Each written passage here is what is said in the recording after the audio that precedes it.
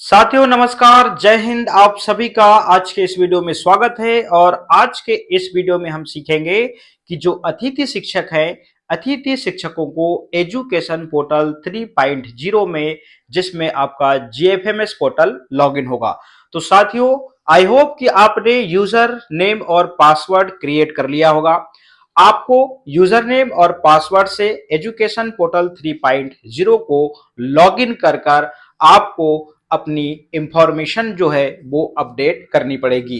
अब इंफॉर्मेशन में आपको क्या अपडेट करना है? आपकी शैक्षणिक योग्यता, व्यावसायिक योग्यता और पात्रता परीक्षा, ये संबंधित जो जानकारी है आप वहां पर ऐड इंफॉर्मेशन के माध्यम से करेंगे। और साथ ही साथ इनके डॉक्यूमेंट्स पीडीएफ भी अपलोड होनी है। तो साथियों, इस पूरी प्रोसेस को आज हम विस्तार से सीखने वाले हैं। सबसे पहले हम ये चेक कर लेते हैं कि वो ऑप्शन आ रहा है या नहीं।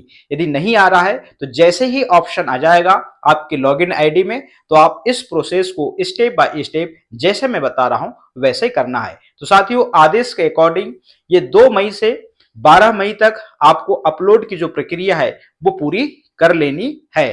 परंतु ये डिले हो रहा है तो आपकी डेट बढ़ेगी, इसमें घबराने की आवश्यकता नहीं है। तो सबसे पहले हम चेक करते हैं कि हमारे लॉगिन पासवर्ड में ये ऑप्शन आ रहा है या नहीं। तो साथियों, हमको गूगल में जाना है और यहां पर सर्च करना है एजुकेशन पोर्टल 3.0 और पहली ही वेबसाइट को हम यहां पर क्लिक करते हैं। तो जैसे हमने एजुकेशन पोर्टल 3.0 की पहली वेबसाइट को यहां पर क्लिक किया और यहां पर हमने देखा कि एजुकेशन पोर्टल 3.0 फाइनली यहां पर लॉगिन पेज आ गया।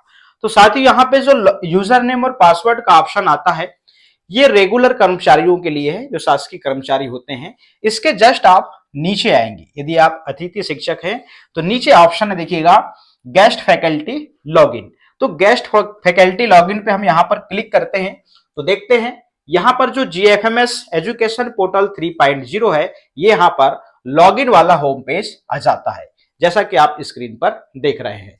तो साथियों, आपको यूजर नेम और पासवर्ड आपने क्रिएट कर लिया होगा। आप यहां पर यूजर नेम डालेंगे और नीचे पासवर्ड डालेंगे और यहां पर कैप्चर कोड डालेंगे। अब कैप्चर कोड डालने के बाद में यहां पर हम नीचे लॉगिन वाले ऑप्शन को क्लिक करते हैं। तो साथियों, फाइनली एजुकेशन पोर्टल 3.0 जीएफएमएस वाला फाइनली लॉगिन हो चुका है और ये रहा गेस्ट फैकल्टी मैनेजमेंट। तो साथियों, हमने यहां पर देखा गेस्ट फैकल्टी मैनेजमेंट में अपडेट इंफॉर्मेशन में जाएंगे और यहां पर अपडेट इंफॉर्मेशन का जो अभी ऑप्शन है, एडिट जो आपकी इंफॉर्मेशन का, वो ऑप्शन फाइनली अभी नहीं आ रहा है। तो ये यहाँ पे जैसे ही आएगा, आपको ये वाली प्रोसेस को कैसे स्टेप बाय स्टेप करने हैं मैं पीपीटी के माध्यम से आपको मैं समझाता हूं। तो चलिए और बड़े ध्यान से देखिएगा, वीडियो को शुरू से लेके आप अंत तक बड़े सावधानी से देखें और ध्यान से देखें, तो निश्चित रूप से आपका कोई डाउट नहीं रहेगा। तो साथियों, ये रहा ऑप्शन आपका लॉगिन का, ये रहा यहाँ पे यूजर नेम और यहाँ पर पासवर्ड। तो यूजर नेम में GTAA के बाद में 4 जो डिजिट होंगे सबके अलग अलग होंगे और पासवर्ड आपने क्रिएट किया होगा और यहाँ पर कैप्चर डाल के आपको लॉगिन करना है। तो साथियों, जैसे हम लॉगिन करते हैं तो देखिएगा इस प्रकार का जो स्क्रीन है वो ओपन होता है। अभी मैंने जस्ट आपको लॉगिन करके दिखाया। ये रहा गेस्ट फैकल्टी मैनेजमेंट। तो गेस्ट फैकल्टी मैनेजमेंट पे हमने जैसे ही क्लिक किया तो गेस्ट फैकल्टी मैनेजमेंट से हमको करना क्या होगा, यहां से अपडेट इंफॉर्मेशन करनी होगी हमको। इस विकल्प के माध्यम से आवेदक अपनी योग्यता संबंधित जानकारी अपडेट कर ओटीपी के माध्यम से सत्यापित कर प्रोफाइल लॉक करेगा और योग्यता संबंधित जानकारी को अपडेट एवं दस्तावेज अपलोड कर सेव एंड नेक्स्ट बटन पर क्लिक करना है। तो चलिएगा इसको हम प्रैक्टिकल समझते हैं। साथियों, जैसे ही आपने लॉगिन किया, अपडेट इंफॉर्मेशन इस प्रकार ऊपर लिखा रहेगा और येलो में इस प्रकार से अपडेट इंफॉर्मेशन का ऑप्शन आएगा। अब अपडेट इंफॉर्मेशन पे जैसे आप क्लिक करेंगे तो यहां पे 4 ऑप्शन रहेंगे, क्वालिफिकेशन इंफॉर्मेशन, फिर टीईटी इंफॉर्मेशन, फिर पैनल मेरिट लिस्ट और फिर ई-केवाईसी डिटेल। तो साथियों, इन 3 स्टेप को हमको स्टेप बाय स्टेप करना है। अब देखिएगा यहां से आपको क्या करना है, ये रहा ऐड क्वालिफिकेशन। तो साथियों यहां से आप क्वालिफिकेशन जो भी है आपका यहां से चूज करेंगे, कोर्स चूज करेंगे, सब्जेक्ट और फिर बोर्ड या यूनिवर्सिटी जो भी होगी। और यहां पे देखिएगा passing year, roll number, total marks, और टोटल मार्क्स में से आपने कितने प्राप्त किया है वो यहां पे आप डालेंगे। और यहां पे आप वो वाली जो मार्कशीट है उसका 200 केबी का पीडीएफ बनाना है, ध्यान रखिएगा 200 केबी का पीडीएफ बनाना है और यहां पर चूज फाइल से यहां पर अपलोड कर देना है। तो साथियों ये करने के बाद में इस प्रकार से आप यहां पे सेव एंड नेक्स्ट करते जाएंगे। तो यहां पर ऐड क्वालिफिकेशन से आप बार बार ऐड कर सकेंगे। तो साथियों यहां से एक्शन का ऑप्शन देख रहा है, यदि यहां आपकी कोई गलत जानकारी या गलत डॉक्यूमेंट्स जो है वो ऐड हो गए हैं तो आप यहां से डिलीट भी कर सकते हैं इसको, और पुनः आप इसको यहां से ऐड कर सकते हैं। तो ये आपको चेक करना है। तो यहां से डिलीट का भी ऑप्शन है, यदि आपसे गलत जानकारी या गलत यहां से डॉक्यूमेंट्स क्या हो जाते हैं, अपलोड हो जाते हैं। हो सकता है कि आपने यहां पर ग्रेजुएशन का इंफॉर्मेशन भरा और पोस्ट ग्रेजुएशन की यहां पर क्या हो गई, फोटो अपलोड हो गई, तो आप इसको डिलीट करके फिर से इसको आप यहां से ऐड क्वालिफिकेशन से आपकी जितनी भी क्वालिफिकेशन डिटेल है आप यहां से ऐड कर लेंगे। बहुत इजी है और बहुत सरल है। रही बात किसकी, ये पीडीएफ फॉर्मेट की, तो ये पीडीएफ फॉर्मेट वाला जो है 200 केबी का कैसे बनाना है इंडिविजुअल, में उसको आपको सिखा दूंगा, उसका एक वीडियो अलग से डाल दूंगा। ठीक है ना साथियों, यहां से सेव एंड नेक्स्ट कर आप जो जो डॉक्यूमेंट्स यहां से अपलोड करेंगे इसकी पूरी लिस्ट यहां से बनते चले जाएगी। अब आते हैं हम आगे। अब साथियों टीईटी संबंधित जानकारी को अपडेट एवं दस्तावेज अपलोड कर सेव एंड नेक्स्ट बटन पर क्लिक करना है। टीईटी मतलब पात्रता परीक्षा, और पात्रता परीक्षा जो है वो 2018 और 2018 के बाद की आपको यहां पर ऐड करनी है, जैसा कि आदेश में बताया गया है। तो साथियों ये रहा टीईटी इंफॉर्मेशन। टीईटी इंफॉर्मेशन में क्या करेंगे आप, यहां पे पासिंग ईयर चूज करेंगे, पैनल आप चूज करेंगे, पैनल में मतलब वर्ग 3 का है, वर्ग 2 का है या वर्ग 1 का है, ये पैनल में आपको चूज करना है। फिर वो किस कैटेगरी का है, इस प्रकार से ओबीसी यहां लिखा आ रहा है, और क्वालिफाइड स्कोर भी आपको यहां पर डालने हैं। तो इस प्रकार से आप जितनी भी पात्रता परीक्षा वर्ग 3 या वर्ग 2 की आपने पास किया है तो सेव एंड नेक्स्ट से आप यहां पर क्या कर सकते हैं, इसको फिलअप कर सकते हैं, यहां पे ऐड कर सकते हैं जानकारी।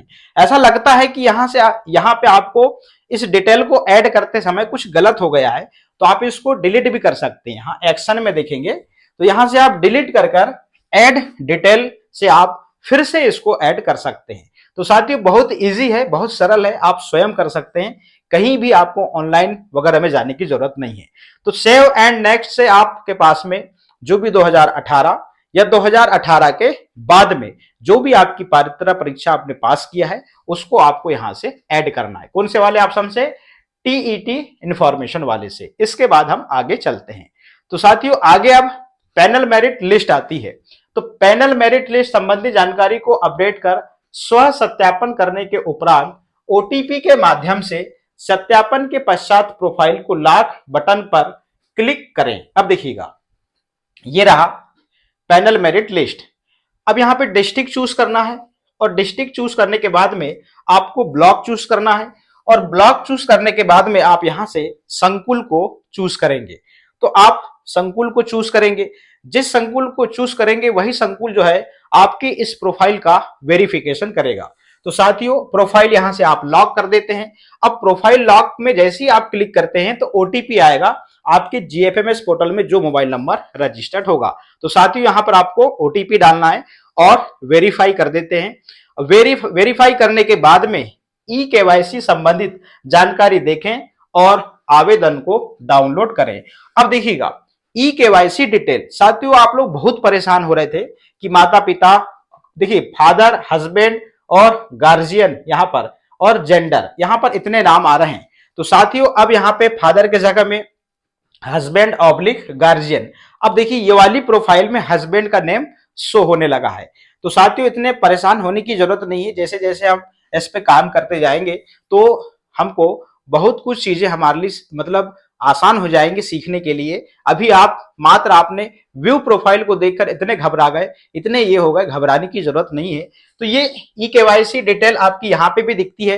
अभी हम वो प्रोफाइल में देख रहे थे तो यहाँ पे हस्बैंड नेम शो नहीं हो रहा था। तो साथियों, जो आपने प्रोफाइल को यहाँ पर ऊपर जो एडिट किया है, जो ऐड किया है, वो यहाँ पे ई केवाईसी डिटेल यहाँ पे दिखाएगा और साथ ही साथ आपकी क्वालिफिकेशन दिखाएगा और क्वालिफिकेशन दिखाने के बाद में पैनल डिटेल दिखाएगा और पैनल डिटेल दिखाने के बाद में टीईटी इंफॉर्मेशन दिखाएगा और आपको इसको क्या करना है, डाउनलोड करना है और प्रिंट करना है।